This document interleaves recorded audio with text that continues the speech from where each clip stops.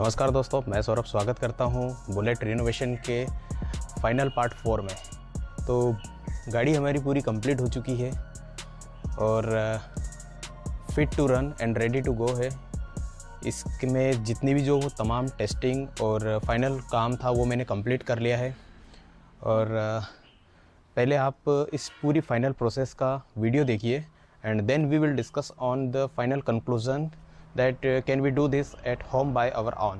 तो वीडियो देखिए आप इस पूरी प्रोसेस का, जो टेस्टिंग की है, फिटिंग की है।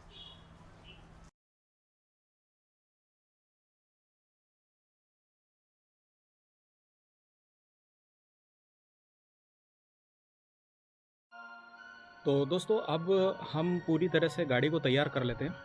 मैं अभी सबसे पहले जो वाइशर वगैरह है, कौन सेट है, मतलब छर्रे कटोरी, ये सभी चीज़ें, मेन स्टैंड है और भी जो छुटपुट काम है, मतलब कल ज़्यादा माथा पच्ची नहीं रहे, वो काम मैं अभी निपटा लेता हूँ।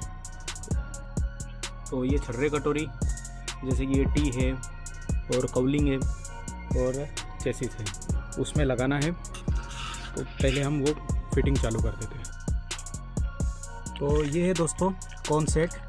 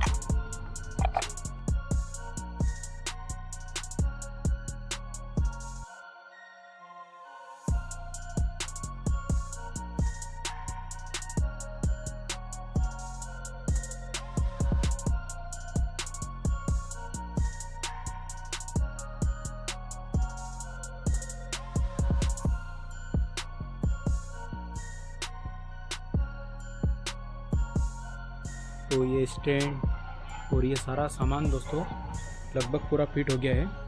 और शाम भी होने को है और रात को मैं थोड़ा देर रात तक बैठ के और इसको सब कंप्लीट करूँगा, ताकि सुबह से जल्दी से इसकी फिटिंग चालू हो सके। तो दोस्तों आप देख सकते हैं अभी रात के 8:30-9 बजे हैं और काम चल रहा है और 1-1.5 घंटे में मैं काम को कंप्लीट कर दूँगा।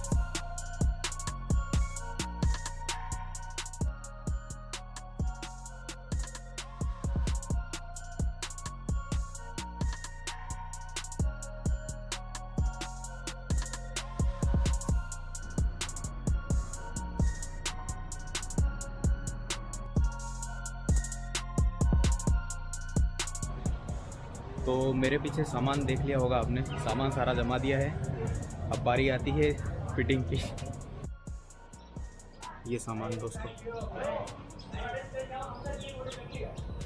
और ये स्ट्रेट वगैरह ये सारे मैंने कल नाइट में ही फिट कर दिए थे।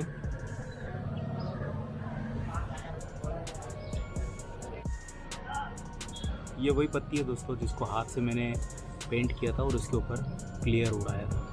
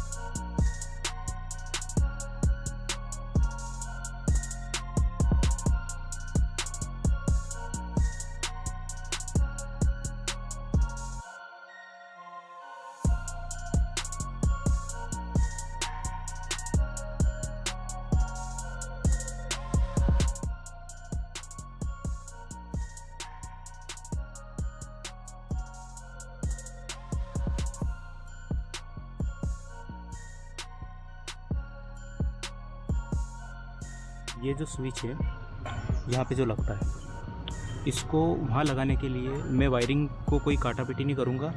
ये जो है 2 पिन ये सॉकेट में बना के और इसका एक्सटेंशन करूँगा और स्विच को वहाँ शिफ्ट करूँगा।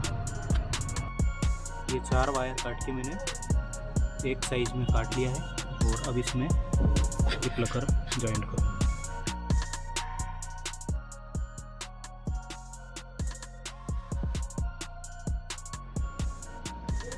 ये लूम बना दिया है दोस्तों, ये इस तरह से, ताकि वायरिंग काटना नहीं पड़े। अब इसकी मैं पहले टेस्टिंग कर लेता हूँ।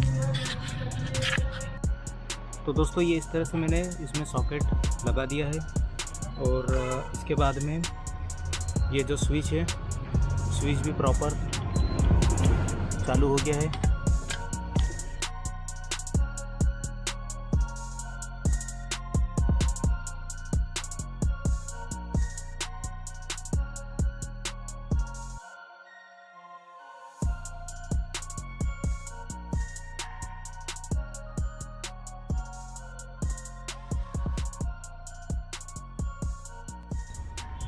तो बुलेट को यहाँ शिफ्ट किया है अभी मैंने और पूरा जो काम है लगभग हो चुका है।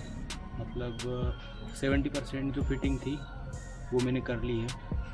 और एक इंटरेस्टिंग बात है, आज का जो वीडियो स्टार्ट हुआ है वो 2 दिन बाद आ रहा है। 2 दिन का बीच में गैप हुआ था, उसके बाद में ये आ जा रहा है। इस बीच में जो छुटपुट काम था वो बिना वीडियो के मैंने कंप्लीट किया है। अभी जो मेन काम है इसमें वो एक तो हैंडल वापस से जो नया है मैं लाया हूँ RD 350 का, वो लगाना है।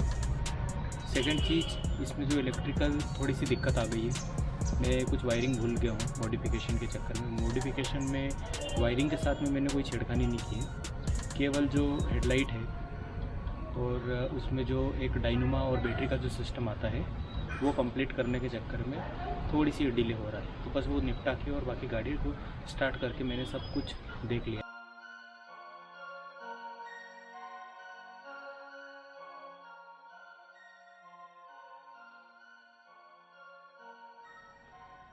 अभी देखने पर मालूम पड़ा कि डीकम्प्रेशर और क्लच केबल भी इसकी जो थी वो टूट गई थी।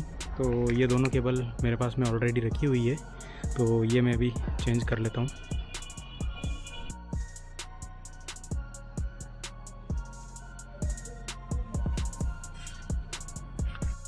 तो ये होता है डीकम्प्रेशर का स्प्रिंग और ये होता है डीकम्प्रेशर का लीवर।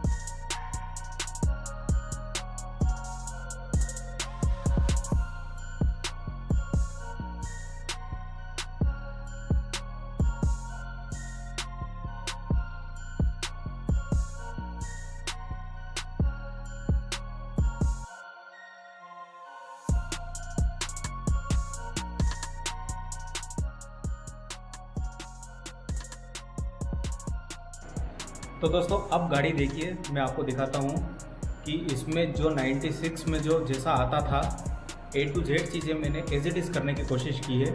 केवल जो ये इंडिकेटर है ये पहले यहाँ पर आते थे कौलिंग पे, इनको मैंने यहीं पे रखा हुआ है। और कुछ आमूल चूल चीज़ें जो ऐसी है जो कि नए मॉडल से मैच होती है। बाकी तो पूरा का पूरा यहाँ तक कि मैंने जो ग्राफिक्स थे वो भी मैंने ओल्ड मॉडल के जहाँ जैसे आते थे वैसे मैंने लगाने की कोशिश की है।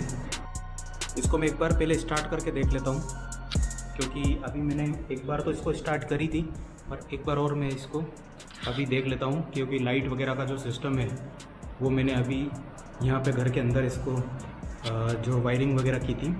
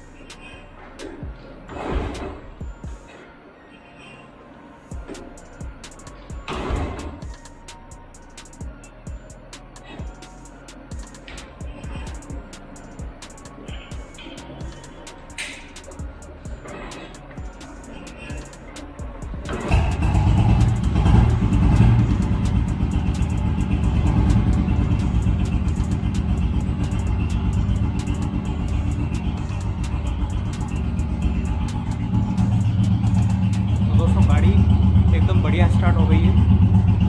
और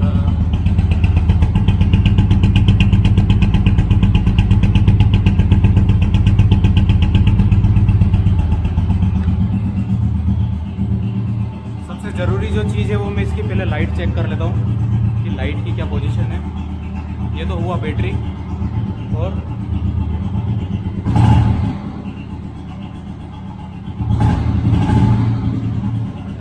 चल रहा है, इसमें कोई दिक्कत आ रही है।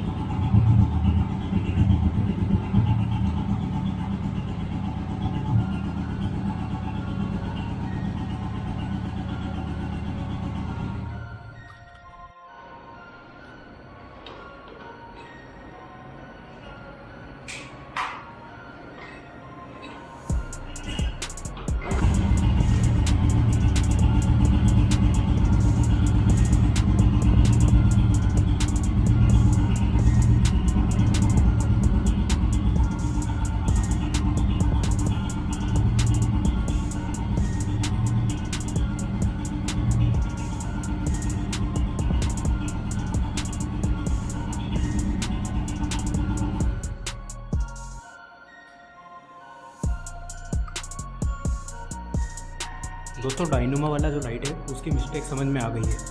ये इस स्विच में एक पत्ती लगी रहती है। ये जो स्विच आता है ओल्ड मॉडल का, इसमें ये यहाँ पे एक पत्ती लगी रहती है,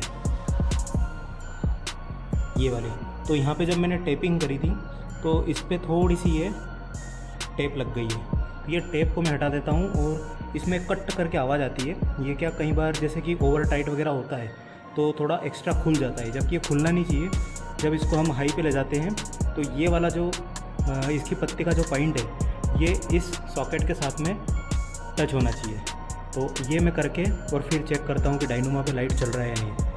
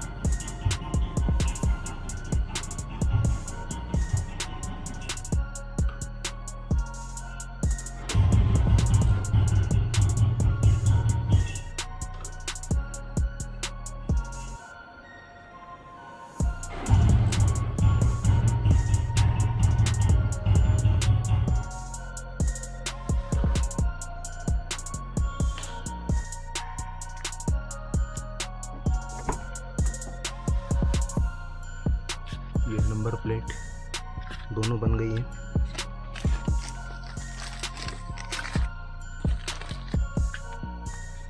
ये इसको मैं अब लगा लेता हूँ। तो बस दोस्तों, बुलेट के रिनोवेशन और रिस्टोरेशन का जो प्रोजेक्ट था वो ख़त्म हो गया है और अच्छा सेटिस्फेक्शन मिला है मेरे को कि मैंने इतना सब कुछ किया। और बाकी जो कंक्लूज़न है वो थोड़ा हम ट्रायल के बाद में मैं आपसे और बात करूँगा। फ़िलहाल जो है गाड़ी पूरी तरीके से रेडी हो गई है और बाहर निकाल के भी मैं आपको एक बार इसका पूरा शॉट और डिटेल बता दूँगा।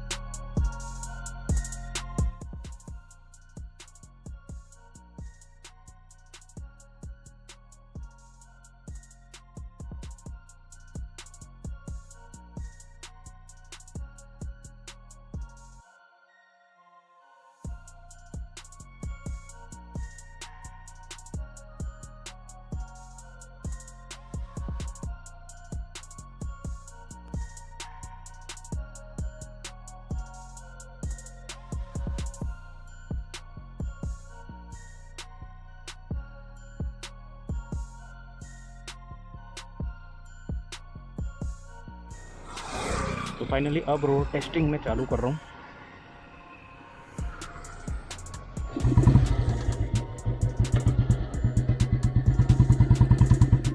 अभी तकरीबन मैंने 7-8 किलोमीटर की जो ड्राइव थी वो करी है इससे, और मैंने सोचा पहले इसको थोड़ा सा खुद से चेक कर लूँ, उसके बाद में फिर मैं वीडियो बनाना स्टार्ट करता हूँ। तो ओवरऑल जो था मैं बता नहीं सकता कि, तो ओवरऑल मुझे बहुत ही बढ़िया लगा इसका जो मैंने सेटअप किया है। और इन शब्दों में बयां करूं, फिलहाल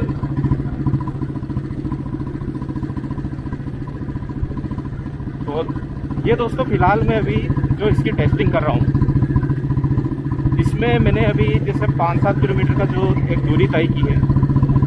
गाड़ी तो वाकई में बहुत अच्छी लगी, और जैसे एक CTR टाइप मैं बोलूँगा, जैसे यूट्यूब पे होता है ना CTR click through rate, thumbnail देख के आप किसी को क्लिक करते हो, तो उस टाइप का भी है कि जैसे कि कोई, मैं जैसे अभी पास मेरे यहाँ पे कस्बे से निकला था, तो लगभग जितनी भी पॉपुलेशन थी सबने पीछे मुड़ के देखा और गाड़ी को गौर किया। तो एक बहुत अच्छा सेटिस्फेक्शन मिला मेरे को कि खुद से बनाई हुई गाड़ी की एक जो फीलिंग आ रही थी वो मैंने महसूस की।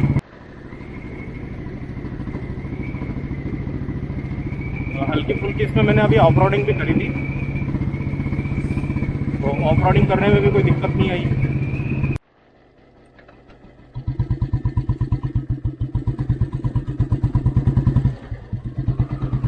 और बाकी थोड़ा बहुत जब चलेगी गाड़ी तो अपने आप गर्म होने पे भी थोड़ा फर्क पड़ जाएगा।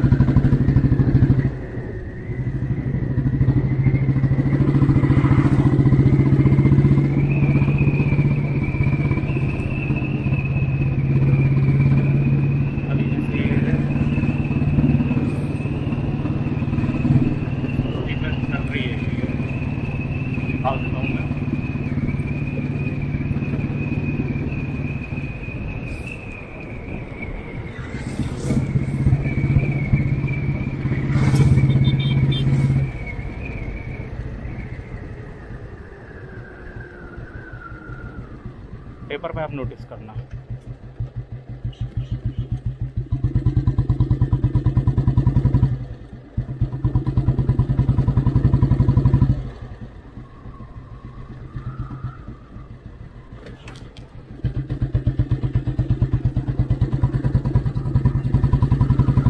कुल मिला के बहुत ही बढ़िया परफॉर्मेंस आ रहा है इसका।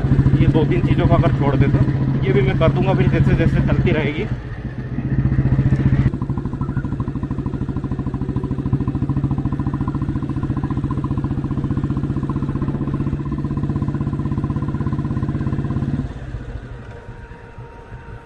लाइन भी क्लियर है, एकदम सीधी चल रही है।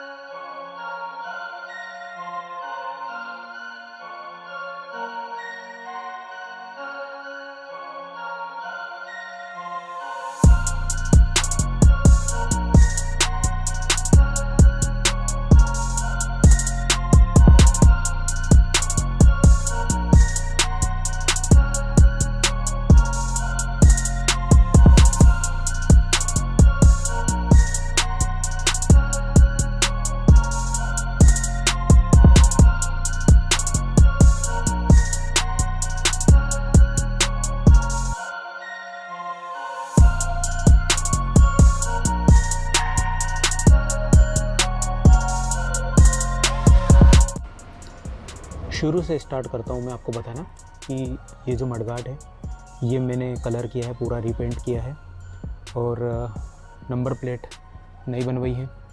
कवलिंग, कवर और इंडिकेटर ये सभी वही है। इंडिकेटर को मैंने मैट ब्लैक के साथ में रिस्टोर किया है, ये भी वही है।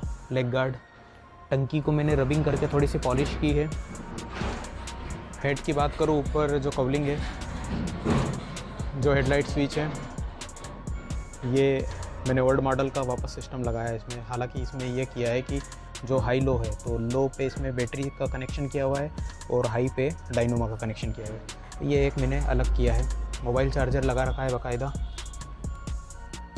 हैंडल जो है वो नया मैंने डाल रखा है, सीलमैन कंपनी का, और इस पे बहुत जल्दी वीडियो आने वाली है। और बफिंग मैंने की है। ये एयर फिल्टर को मैंने रीपेंट किया है बाकायदा, इसमें ग्राफिक्स भी लगाए हैं। इन पे केवल मैंने क्लियर उड़ाया है और कोटी का तो मैंने पहले करवा ही लिया था। पीछे का जो रेयर मडगार्ड है इसको भी मैंने रीपेंट किया है बाकायदा ग्राफिक्स के साथ में। और ये वही वाले जो इंडिकेटर है इनको मैंने मैट ब्लैक किया है। पीछे की जो नंबर प्लेट है, रिफ्लेक्टर, और ये जो है साड़ी का जो गार्ड है वो भी मैंने रिपेंट किया है। अंदर जो चेन गार्ड है वो मैट ब्लैक के साथ में रिपेंट किया है। सीट वही है। ये विनाइल रैप किया था और इसको भी क्लियर कोट किया था।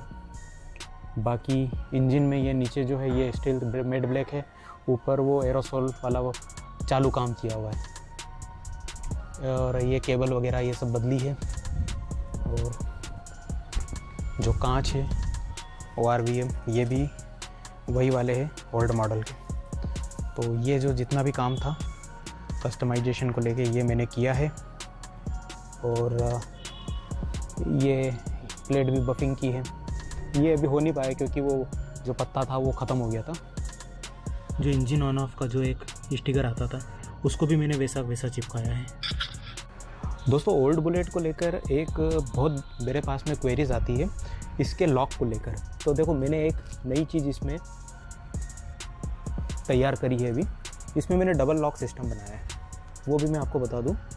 जैसे इसमें पत्ती आती है, इस पत्ती में आपको ये लॉक लगाना होता है। मैं आपको थोड़ा करके बताता हूँ। ये लॉक लगा दिया मैंने। यहाँ पर नीचे की तरफ ये भी लगा रखा है उल्टा, और ये अब आप देखिए ये बिल्कुल भी हिलेगा नहीं। ये डबल लॉक सिस्टम मैंने इसमें करा हुआ है।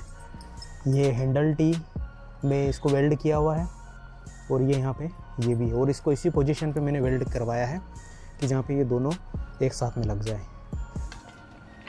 मडगार्ड के अंदर का जो बैकग्राउंड है, नीचे का जो सरफेस है, वो भी मैंने वाइट रखा है। ये थोड़ा मेरे को अच्छा लगा है दोनों तरफ का, कि हम जब इसको साफ़ सुफ करेंगे तो एकदम अच्छा नीट एंड क्लीन व्यू आएगा। ये आप देख सकते हैं।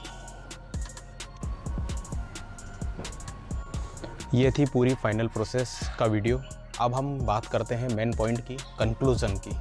कंक्लूज़न सबसे बड़ा ये कि क्या हम, एक प्रश्नवाचक है कि क्या हम इसको घर पर रिस्टोर कर सकते हैं। तो देखिए, यहाँ पर दो बातें हैं, रिस्टोर करना और रिनोवेशन करना। ये दोनों वर्ड अलग अलग हैं, दोनों काम अलग अलग हैं। रिनोवेशन जहाँ पर इजी है, रिस्टोरेशन वहाँ पर थोड़ा डिफ़िकल्ट है। और मैं बात कर रहा हूँ घर पे करने की खुद से। तो रिस्टोरेशन अगर हम करते हैं तो इसमें हमको थोड़ी सी डिफ़िकल्टीज़ ज़्यादा आती है, चैलेंजिंग ज़्यादा आते हैं, क्योंकि रिस्टोर में फिर पूरा कंप्लीट एक आप समझ सकते हैं कि बहुत व्यापक शब्द होता है वो। रिनोवेशन जो होता है वो थोड़ा सा, इससे हम कह सकते हैं कि हल्का फुल्का कम स्तर का होता है। ये जो मैंने किया था पूरा कंप्लीट काम, ये रिस्टोरेशन और रिनोवेशन, ज़्यादा इसमें जो हुआ था वो रिनोवेशन हुआ था। लेकिन इसमें आपको कंप्लीट एक एक्सपीरियंस होना ज़रूरी है आपकी जो भी व्हीकल है उसको लेकर। उसके बाद में आपको फिटिंग का और कॉन्फिडेंस पूरा काम का होना चाहिए कि आप गाड़ी को वैसी जैसी खोलोगे, काम करोगे, उसमें फिर आपको फिटिंग भी वैसी होना चाहिए। और यदि मैं बात करूं कि संसाधनों की, तो वो आपके पास में पूरे होना चाहिए, क्योंकि घर पे करना मतलब एक पूरे संसाधनों से हमको लेस होना पड़ता है। और कलर की बात करूं तो कलर करते टाइम पे भी हमको बहुत अच्छे से हमारा जो इमेजिनेशन है उसको स्ट्रांग रखना ज़रूरी होता है। इसमें होता क्या है कि जब हम कलर की प्रोसेस करते हैं तो एक प्रोफेशनल पेंटर और हम में बहुत डिफरेंट आता है। प्रोफेशनल पेंटर पूरा एक्सपीरियंस होता है, हमको उतना एक्सपीरियंस नहीं होता है। यहाँ मैं क्वालिटी की भी अगर बात करूँ तो क्वालिटी मेरे पास में आई है, बहुत अच्छी आई है, मोर देन एवरेज है, लेकिन प्रोफेशनल जितनी नहीं है, मैं ये बात क्लियर बोल रहा हूँ। लेकिन आप कर सकते हो, मतलब 80% जो क्वालिटी है आप मेंटेन कर सकते हो। उसमें जो हार्डनर, थिनर, जो भी क्वांटिटीज़ होती है, क्लियर कोटिंग का सबसे बड़ा इंपॉर्टेंट रोल होता है, उसको करते समय हमको बहुत ध्यान रखना पड़ता है। तो ये सभी चीज़ें अगर आपके पास में अच्छे से एक्सपीरियंस, आपका जो कल्पना शक्ति है वो अच्छी है, आपको कॉन्फिडेंस है, तो डेफिनेटली आप इसको घर पे रिस्टोर या इसका रिनोवेशन कर सकते हैं। लेकिन अगेन मैं बोलूँगा कि बहुत सावधानी रखने वाली ज़रूरत होती है इसमें।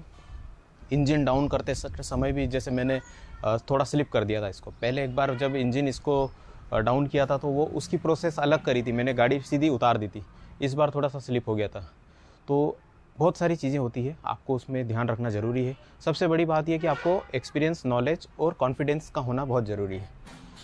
अब यदि मैं फीलिंग की बात करूँ तो फीलिंग ऐसी आती है कि अगर आपने गाड़ी बनाई है और आप इसको रोड पे कहीं लेके जा रहे हैं, जैसे मैं टेस्टिंग के लिए गया था तो बहुत कुछ गाँव को मैंने क्रॉस किया था, मेरे मिलने जुलने वाले मिले थे, उनको छोड़ के कुछ लोग ऐसे भी थे जिन्होंने गाड़ी के बारे में स्पेशली मेरे से पूछा था कि आपने कहाँ तैयार करवाई है, क्या किया। जब हम उनको बताते हैं और वीडियो शेयर करते हैं तो मतलब एक फीलिंग आती है कि यार अब आपने गाड़ी बना दी है तो इससे ज़्यादा अब आप क्या करोगे। बुलेट, ओल्ड बुलेट बनाना, मतलब लोगों को ऐसा लगता है कि अपने आप में बुलेट को लेके कि ये मैच्योर पर्सन है। हालांकि ऐसा कुछ नहीं है, ये मेरा एक शौक़ था, एक एक्सपेरिमेंट था। लेकिन अच्छी फीलिंग आती है जब हम अपनी गाड़ी को पूरी अपनी हिसाब से तैयार करते हैं। मैंने इसमें जो भी जितना भी जो सेटअप था केवल अपनी कल्पना को साकार करते हुए इसमें एज इट इज़। मैकेनिक से मैं संतुष्ट नहीं होता हूँ, हालांकि मैकेनिक डेफिनेटली अपने से ज़्यादा एक्सपीरियंस और बढ़िया होते हैं, लेकिन मैं फिर भी मेरे हिसाब से गाड़ी को रखता हूँ। हर एक चीज़ को मैं मेरे हिसाब से सेटअप करता हूँ। तो बस अंत में यही कहूँगा मैं कि आप डेफिनेटली कर सकते हैं, घर पे रिस्टोरेशन भी कर सकते हैं, रिनोवेशन भी कर सकते हैं। फिटिंग को लेकर आपको पूरा कॉन्फिडेंस होना चाहिए, आपको उसका नॉलेज होना चाहिए, क्योंकि लूज़ फिटिंग मतलब एक बहुत बड़ा ख़तरा पैदा कर सकती है। खर्चे की बात करूं तो खर्चा मेरा तो करीबन 2,500-3 हज़ार के आसपास हुआ था, क्योंकि इसमें लेबर और ये बहुत सारी कॉस्ट कटिंग हो गई थी ना, तो बहुत कम खर्चे में काम हो जाता है। स्ट्रेट वगैरह जो थे ऑलरेडी मेरे पास में पड़े हुए थे, उनको मैंने रीयूज़ नहीं किया है। सारे के सारे जो नट बोल्ट और स्ट्रेट थे वो नए डाले हैं। और डैश की बात करूँ तो डैश जो है 9 दिन तक तो कंटिन्यूस सीरीज़ आई थी। उसके बाद में जो फिटिंग ये जो आ रही है, ये जो वीडियो आ रहा है, ये तो मतलब करीबन 16-17 दिन इसमें टोटल हुए थे, क्योंकि कुछ काम दूसरे भी थे मेरे, उसके साइड में फिर इसको कंप्लीट करना पड़ा था। कुछ चीज़ें लगती है तो आप, जैसे आपको कुछ चीज़ों में दिक्कत आती है तो यूट्यूब पर बहुत सारे वीडियोज़ हैं इसको लेकर, आप उनसे सीख सकते हैं। मैंने भी कुछ प्रोसेस वीडियो को यूट्यूब को फॉलो करते हुए कंप्लीट की थी। और अब आपसे अनुमति चाहूँगा कि अब इस वीडियो सीरीज़ को, इस फाइनल पार्ट को हम यहीं पर एंड करते हैं। और कोई जानकारी छूटी होगी आपको जो बताना है वो मैं अगले किसी वीडियो में ज़रूर शेयर करूंगा। मिलता हूं आप सभी से एक नई वीडियो में नए टॉपिक के साथ में। तब तक दोस्तों आप सभी का धन्यवाद। आप सभी स्वस्थ रहें, सुरक्षित रहें।